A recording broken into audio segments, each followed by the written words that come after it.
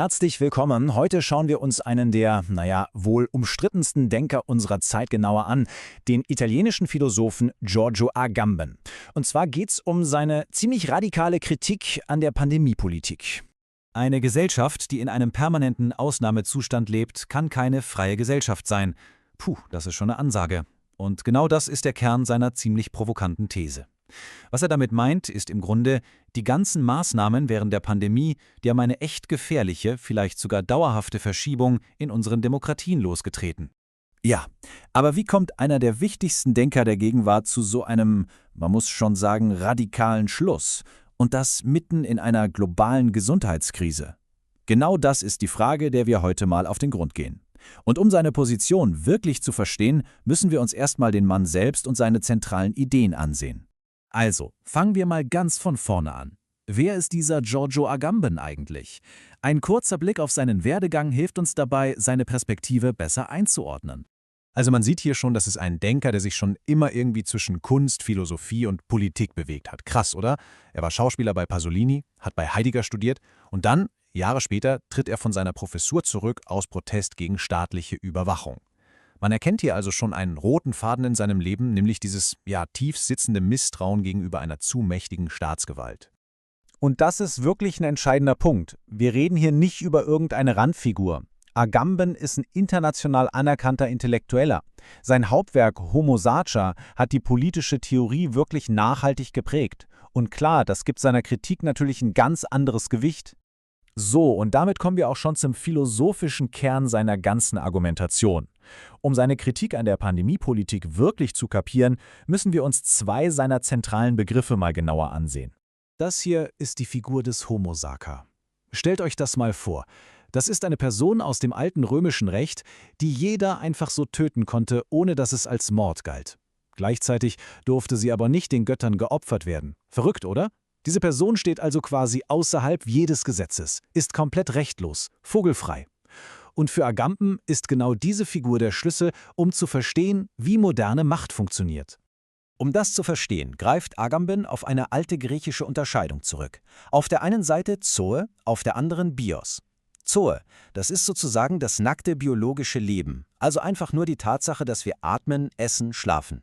Das, was wir mit Tieren und Pflanzen gemein haben. Bios hingegen, das ist das gestaltete Leben, das Leben als Bürger in einer Gemeinschaft, also unser soziales, kulturelles, politisches Dasein. Und Agambens große These ist, die moderne Politik tendiert dazu, uns Menschen immer mehr auf unsere reine Zoe, unser nacktes Leben zu reduzieren. Und hier wird's jetzt wirklich drastisch, aber es zeigt, worauf er hinaus will. Das Konzentrationslager ist für ihn das ultimative Beispiel, quasi das Paradigma für einen Raum, in dem Menschen komplett auf ihre bloße Zoe reduziert werden. Ihnen wird jede politische und rechtliche Identität genommen, sie sind nur noch biologische Körper, über die der Staat nach Belieben verfügen kann. Ein wirklich schockierender Gedanke. So, und jetzt schlagen wir den Bogen zur Gegenwart. Wie wendet Agamben diese doch sehr theoretischen Konzepte jetzt auf die Pandemie an? Hier wird seine Kritik nämlich richtig konkret. Seine Argumentationskette sieht im Grunde so aus. Erstens, die Pandemie wird als Vorwand genutzt, um einen Ausnahmezustand zu rechtfertigen. Zweitens, der Staat konzentriert sich plötzlich nur noch auf eine einzige Sache, unser biologisches Überleben zu sichern, also die Zoe. Und drittens, und das ist der Knackpunkt, alles, was unser politisches und soziales Leben, unser Bios ausmacht, also Versammlungsfreiheit, Bewegungsfreiheit, menschliche Beziehungen, all das wird diesem einen Ziel geopfert. Und die große Gefahr ist, die Ausnahme wird zur neuen Regel. Er hat für diesen neuen Regierungsstil sogar einen eigenen Begriff geprägt: Biosicherheit. Was er damit meint? Eine Art Verschmelzung aus dem Ausnahmezustand und einer fast schon heilig gesprochenen Medizin, deren Gebote man nicht mehr hinterfragen darf. Und die digitalen Technologien liefern dann die perfekten Werkzeuge für die Überwachung und Kontrolle. Und das Ergebnis? Das Bild, das Agamben da malt, ist ziemlich düster. Eine Gesellschaft, in der die Bürger nur noch ihr nacktes Leben sind. Die Hauptaufgabe des Staates ist dann nur noch die biologische Lebenserhaltung, koste es, was es wolle. Eine Gesellschaft geprägt von Social Distancing, in der der Mensch am Ende nur noch eine verwaltete biologische Einheit ist. Klar, solche radikalen Thesen bleiben natürlich nicht unwidersprochen. Man kann sich vorstellen, dass das eine ziemlich heftige Debatte ausgelöst hat. Schauen wir uns also mal die wichtigsten Kritikpunkte und Gegenargumente an. Einer seiner Sätze ganz am Anfang hat für besonders viel Empörung gesorgt. Sinngemäß sagte er, das Virus ist nicht so schlimm, dass es diese dramatischen Freiheitseinschränkungen rechtfertigt. Und da war der Vorwurf natürlich sofort da. Er verharmlose die reale Gefahr des Virus und ignoriere die medizinische Notwendigkeit der Maßnahmen. Und die Reaktion darauf war, wie man sich denken kann, extrem scharf. Viele Kritiker warfen ihm vor, er würde mit seiner philosophischen Analyse die wissenschaftlichen und medizinischen Fakten einfach komplett ausblenden. Manche sagten sogar, er bewege sich damit gefährlich nah an Verschwörungstheorien und Desinformationen.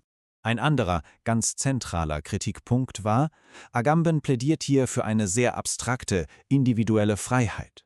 Aber, so die Kritiker, er ignoriert dabei die ganz konkrete Gefahr, die das Virus eben für die Schwächsten in der Gesellschaft darstellt. Und damit ignoriere er auch die politische Verantwortung, die wir füreinander haben. Denn, so das Argument, es ist keine Freiheit, die Gesundheit von anderen aufs Spiel zu setzen. Was bleibt also am Ende von Agambens Thesen?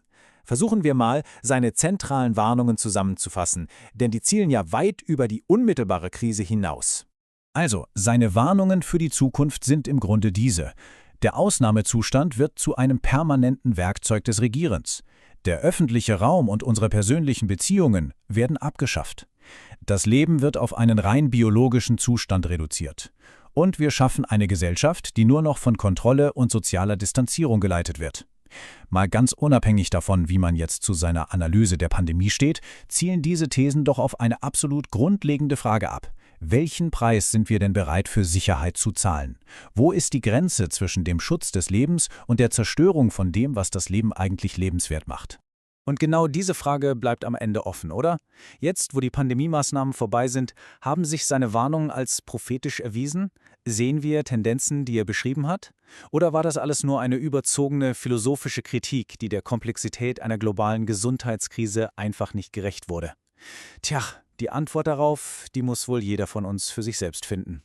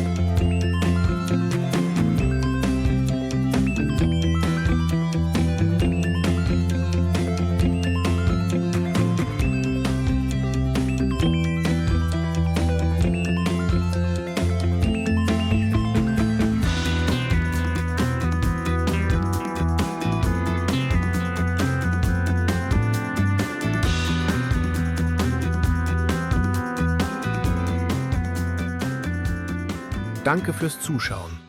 Wenn dir der Beitrag gefallen hat, abonniere den Kanal und gib ein Like. Das kostet nichts, hilft aber anderen, diese Inhalte zu finden. Bis zum nächsten Video.